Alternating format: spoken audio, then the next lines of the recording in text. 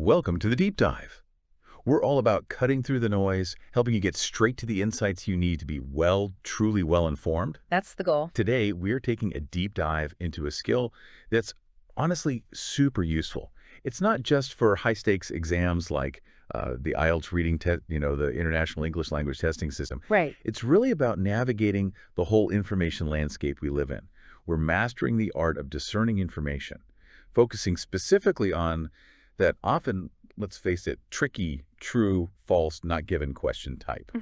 So our mission today, equip you with precise, expert-backed strategies, not just for test day, but so you become a sharper, more confident interpreter of, well, pretty much any text you come across. And that broader relevance is absolutely key, I think. Well, yeah, we're pulling directly from guidance for these specific exams, the skill itself.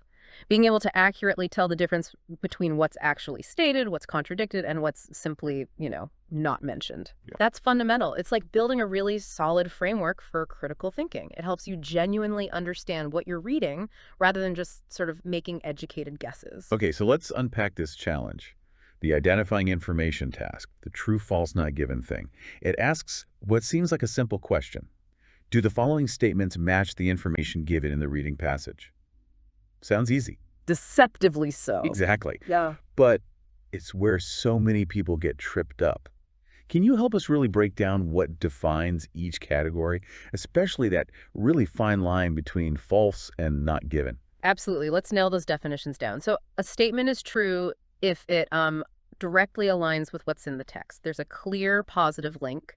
What the statement says, the text confirms it. Okay, straightforward. Then it's false if the statement contradicts the information. And this is crucial.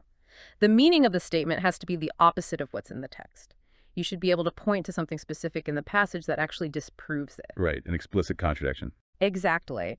And then you have not given, and this is where, like you said, most errors happen. It means there is simply, no information in the text about that specific statement. You can't find anything to confirm it, but, and this is the key part, you also can't find anything that explicitly contradicts it either. That distinction is so critical.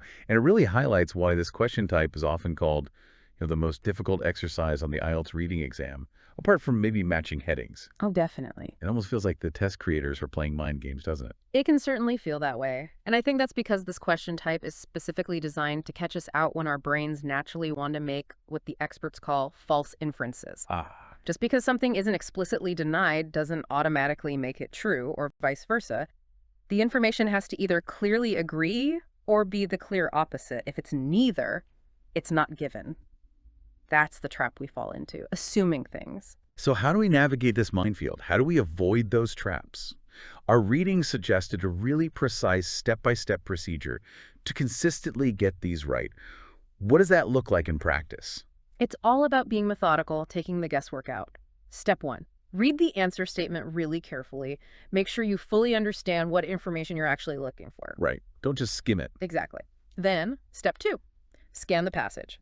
Find the specific area. Usually it's just one sentence, maybe two, that seems related to that statement. Okay. Step 3, and this is one people often skip, read the sentence immediately above and the sentence immediately below your target sentence. That gives you vital context. Context is key. Always. Then, step 4, ask yourself the core question. Does the information in my statement match the text, or is it the opposite only? Be strict about that opposite only part for false. Okay, match or opposite. If you can't definitively say yes to either of those, step 5 is to reread those 3 sentences, the target one and the ones above and below, very carefully one more time. Give it one last check. Precisely. And finally, step 6. If after all that you're still not sure, you can't find a clear match or a clear opposite, then you mark not given, don't guess. That structured procedure, it makes so much sense. It really forces a kind of discipline, doesn't it? It does. Like you're building a muscle for taking apart information properly, not just for a test. It stops you from jumping to conclusions or making those assumptions we talked about. Exactly right. And if you connect this back to the bigger picture, it's about cultivating a truly methodical way of approaching any text. It trains you to look for explicit evidence, understand the immediate surroundings of that evidence, which is just fundamental, critical reading, really. Useful everywhere. Absolutely. Whether it's a work report or just, a news article. Now, the guidance we looked at also shared some really practical tips, also a kind of intriguing insight into how these questions are actually designed. What else should our listeners keep in mind? Okay, yeah, some good practical points. First, always highlight keywords in the answer statement before you even start scanning the text. Right. Focuses the search. It does, but be flexible. Remember that the passage will often use synonyms for those keywords. Don't just look for the exact word. Good point. Synonyms. Second, the answers usually follow the order of the text. So the answer for question 2 will generally be found after the information for question 1 in the passage. That helps you track. Saves time scanning the whole thing again. Definitely. And third, usually within a set of these true, false, not given questions, and there are typically maybe 4 or 5 in a set, you'll find examples of all 3 answer types. True, false, and not given will likely all appear. Okay, so expect a mix. Now, I'm really interested in what our source said about how test creators actually design these questions to be so tricky. Yeah. What's the strategy there? How do they intentionally create that doubt? Yes. That's fascinating. They're not just trying to be difficult for the sake of it. They're testing your ability to distinguish absolute fact from, say, nuanced possibility or opinion. And the main way they do this is through the subtle use of what are called modal verbs of necessity and certainty. Mode verbs. Yeah. Like our Think about words like should or should not, ought to have, may have, might have, must not, could not, all those little words that tweak the meaning. Okay. They all carry different degrees of certainty. Compare, for example, the story must be true. That implies what, maybe 95% certainty versus the story might be true. Now you're down to maybe 50% certainty. Huge difference. Massive. And these verbs are chosen specifically, the source says, to kind of unsettle the reader and make what you're reading feel less certain. It introduces ambiguity quite deliberately. It's clever, actually. It really is. So if they're intentionally injecting doubt with these modal verbs, what's the counter strategy? Yeah. How do we best answer questions that have these tricky words? Is there a way to cut through that ambiguity? Yes, there is, and it's actually quite straightforward once you know it. The guidance calls it a doubt elimination strategy.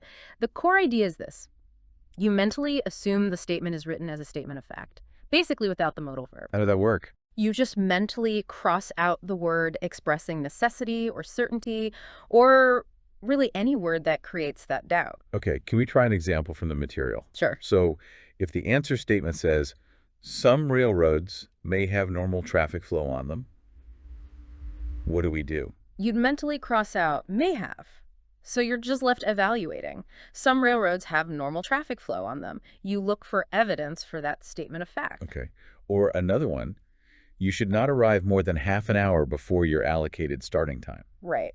Cross out should not. Then you just assess. You arrive more than half an hour before your allocated starting time. Is that true or false based on the text? I see. And the source also mentioned doing this with the future auxiliary will, like crossing that out too. Yes, exactly. Because will implies a future certainty that might not be directly stated as a current fact in the text. So for statements like, your worker identity card will be sent to you, or chain reaction will charge you, you mentally remove the will be or will. And just check if the core action is confirmed or denied. Precisely. This doubt elimination technique is really effective because it simplifies the statement right down to its core factual claim, stripping away that layer of uncertainty or possibility. Makes sense. So once you've mentally taken the doubt out, you then just go back to your basic true-false check. Does the simplified statement match the text? True. Or does the text state the exact opposite? False. And if it's neither? If, even after simplifying, you still can't find a clear match or a clear opposite, then it's not given. The source actually claims that using this method consistently makes this notoriously difficult question type, quote, very easy to answer. Wow, okay. That's quite a claim, but it sounds powerful.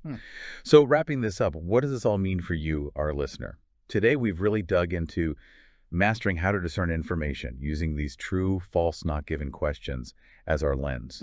We've nailed down the definitions, we've outlined that systematic step-by-step procedure, and maybe most importantly, we've uncovered this really insightful strategy of, well, mentally eliminating words out like modal verbs to get to the core meaning. Yeah. And remember, these aren't just tricks for passing a test. They are genuinely valuable tools for sharpening your critical reading skills, really, in any situation where you need to quickly and accurately figure out what a text is actually saying. And maybe this leaves you with a final thought to consider. How could proactively spotting and mentally sort of crossing out those words or phrases that signal uncertainty or necessity or possibility. How could that help you better evaluate the factual basis of information you see every day? Hmm. Think about news headlines, posts on social media, maybe even things people say in conversations. Could applying this kind of doubt elimination sharpen your ability to separate stated fact from opinion or prediction or just plain old conjecture? Could it help you navigate that constant stream of information just a little bit better? Something to think about.